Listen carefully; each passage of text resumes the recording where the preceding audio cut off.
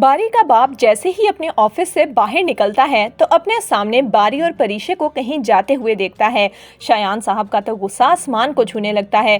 उसे यही लगता है कि परीशे उसके बेटे को वरगला रही है और इसी वजह से बारी ने अनाया से शादी करने से इनकार किया। शायान साहब अपने भाई की बेटी अनाया को अपनी बहू बनाना चाहते हैं, लेकिन अनाया ने जो परीशे पर इल्जाम लगाया, अब तो वो शायान साहब की आंखों के सामने है कि किस तरह से बारी और परीशे एक दूसरे में इन्वॉल्व हो रहे हैं। लेकिन शायान साहब को इस बात का अंदाजा नहीं है कि बारी तो सिर्फ परीशे की मदद के लिए उसके साथ गया है।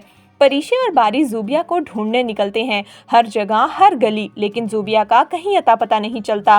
परीशे की आंखों से आंसू निकल आते हैं। वो परेशानी से बारी को कहती है कि अगर ज़ूबिया को कुछ हो गया तो मैं अपने आप को कभी माफ़ नहीं कर पाऊंगी। मैं अपनी बहन का ध्यान नहीं रख पाई। जिस पर बारी कहता है, परीशे, इस वक्त आपको सिर्फ ज़ूबिया के लिए दुआ करनी चाहिए कि वो हमें सही सलामत मिल जाए। यूँ अपने आप को कोसने से बेहतर है कि आप परेशान मत हों।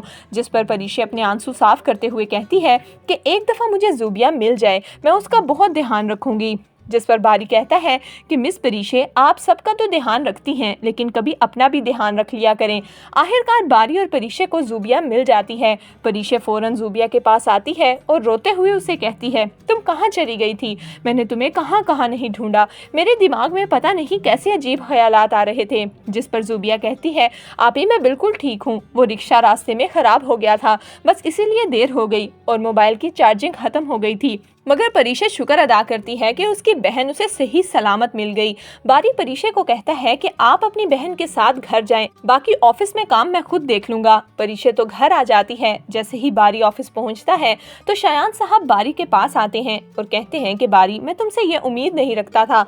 तुम इस मामूली एम्प्लॉय के साथ इन्वॉल्व हो रहे हो। वो सिर्फ तुम्हारी एम्प्लॉय है, इससे ज्यादा और कुछ भी मत सोचना। जिस पर बारी कहता है, डैड, आप कैसी बातें कर रहे हैं? परीशे ने हमारे मुश्किल वक्त में हमारा साथ दिया। जब आप हॉस्पिटल में थे तो परीशे ही थी जिसने मिनाल को सहारा दिया, और आप उसके बारे में ऐसे कैसे सोच सकते हैं? मैं उसकी मदद करने गया था।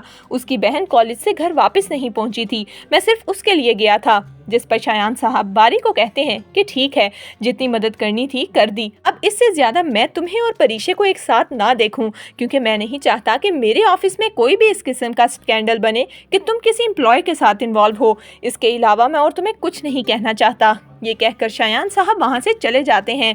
तो दोस्तों, आपके ख्याल में क्या बारी अपनी मोहब्बत को पाने के लिए अपने बाप के आगे स्टैंड ले पाएगा या नहीं? हमें अपनी कीमती राय कमेंट्स में ज़रूर दीजिएगा।